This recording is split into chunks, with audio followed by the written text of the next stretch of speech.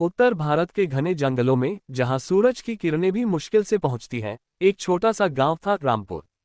गांव के लोग जंगल से दूर रहते थे। वे कहते थे कि जंगल में एक रानी रहती है जो आधी औरत है और आधा बाघिन। उसका नाम था माया। किंवदंती के अनुसार माया कभी एक खूबसूरत गांव की लड़की थी। वह जंगल के किनारे पर रहती थी और जानवरों से प्यार करती थी। लेकिन एक दिन एक शिकारी ने उसके परिवार को मार डाला। शिकारी का नाम था राजा ठाकुर, जो जंगल को अपना शिकारगाह मानता था। माया ने बदला लेने की ठानी, लेकिन ठाकुर ने उसे पकड़ लिया और जंगल में फेंक दिया। मरते मरते माया ने जंगल के देवता से प्रार्थना की। देवता ने उसे श्राप दिया, वह आधी औरत बनी रहेगी, आधा बाघिन। उसके ऊपरी हिस्से में एक औरत का चेहरा, लंबे बाल और मानवीय आंखें, लेकिन निचला हिस्सा बाघिन का, तेज पंजे, धारीदार फर और खतरनाक दांत। वह जंगल की रानी बन गई, लेकिन उसकी आत्मा हमेशा बदले की आग में जलती रही। जो भी इंसान जंगल में घुसता वह उसका शिकार बन जाता। गांव के बुजुर्ग कहते, रात को जंगल में मत जाना, वरना रानी का सामना हो जाएगा। आधुनिक शहर दिल्ली से चार दोस्त अजय, रिया, विक्रम और नेहा छुट्टियां मनाने आए थे। वे एडवेंचर के शौकीन थे। अजय एक फोटोग्राफर था, रिया जर्नलिस्ट, विक्रम एक्सप्लोरर और नेहा डॉक्टर। उन्होंने रामपुर गांव में रुकने का फैसला किया और जंगल में कैंपिंग प्लान की। गांव वालों ने चेतावनी दी, जंगल में मत जाना, वहां रानी रहती है, आधी औरत आधा बाघिन। दोस्त हंस पड़े। ये सब अंधविश्वास है, अजय ने कहा। हम तो जाएंगे। वे जंगल में घुसे। दिन अच्छा बीता, उन्होंने झरने देखे, पक्षियों की फोटो ली। शाम को उन्होंने टेंट लगाया और कैंप फायर जलाया। रात हुई और जंगल में सन्नाटा छा गया। अचानक दूर से एक दहाड़ सुनाई दी। शायद कोई जानवर, विक्रम ने कहा। लेकिन नेहा को डर लगा। चलो वापस चलें। नहीं, मजा आएगा, रिया बोली। रात गहराती गई। वे कहानियां सुना रहे थे। तभी झाड़ियों से एक आवाज आई, जैसे कोई फुसफुसा रहा हो। कौन है? अजय ने टॉर्च जलाकर देखा। कुछ नहीं। फिर एक छाया दिखी। एक आकृति, ऊपर से औरत जैसी, नीचे बाघिन। उसकी आंखें चमक रही थीं। ये क्या है? रिया चिल्लाए। आकृति गायब हो गई। दोस्त डर गए, लेकिन सोचा भ्रम होगा। सुबह हुई। वे टेंट से निकले तो देखा उनके सामान पर पंजों के निशान। ये बाघ के हैं, नेहा बोली। लेकिन ऊपर मानव जैसे पैरों के। वे डरते हुए आगे बढ़े। जंगल गहरा होता गया। दोपहर में वे एक पुराने मंदिर पर पहुंचे। मंदिर में एक मूर्ति थी, आधी औरत आधा बाघिन की।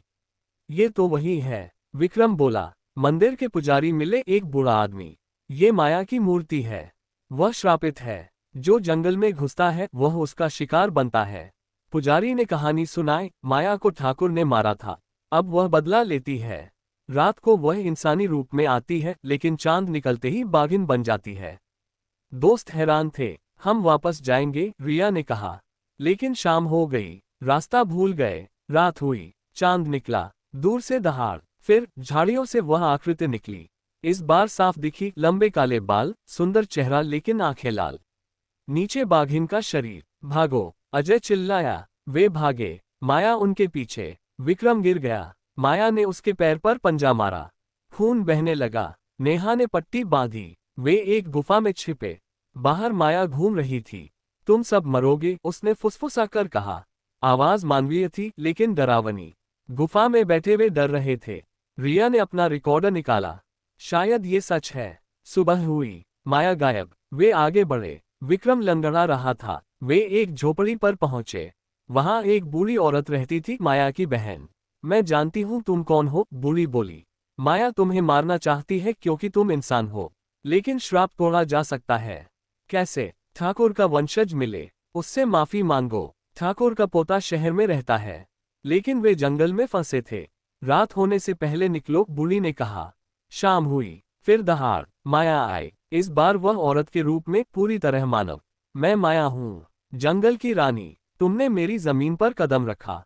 अजय ने बात की, हम गलती से आए, हमें माफ करो। माया हंसी। माफ? ठाकुर ने मुझे नहीं माफ किया। फिर चांद निकला। वह बदलने लगी, शरीर पर फर उगाए, पंजे निकले। वे भागे। रिया गिर गई। माया ने उसे पकड़ा। तुम मेरी तरह बनोगी। माया ने काटा। रिया चिल्लाए। नेहा ने रिया को बचाया। वे गांव की ओर भागे, लेकिन माया पीछे। विक्रम ने बंदूक निकाली, एडवेंचर के लिए लाई थी। गोली चलाई। माया घायल हुई लेकिन नहीं मरी। वे गांव पहुंचे। गांव वाले इकट्ठे हुए। रानी आई है। अजय ने फोन किया ठाकुर के पोते को। वह आया। नाम था करण। मेरे दादा ने गलती की। माफ करो माया। माया रुक गई। उसकी आंखों में आंसू। बदला पूरा हुआ। श्राप टूटा। माया पूरी औरत बन गई। लेकिन वह जंगल में गायब हो गई। रिया का घाव ठीक हुआ लेकिन वह कभी नहीं भूली। दोस्त वापस लौटे लेकिन जंगल का डर हमेशा रहा।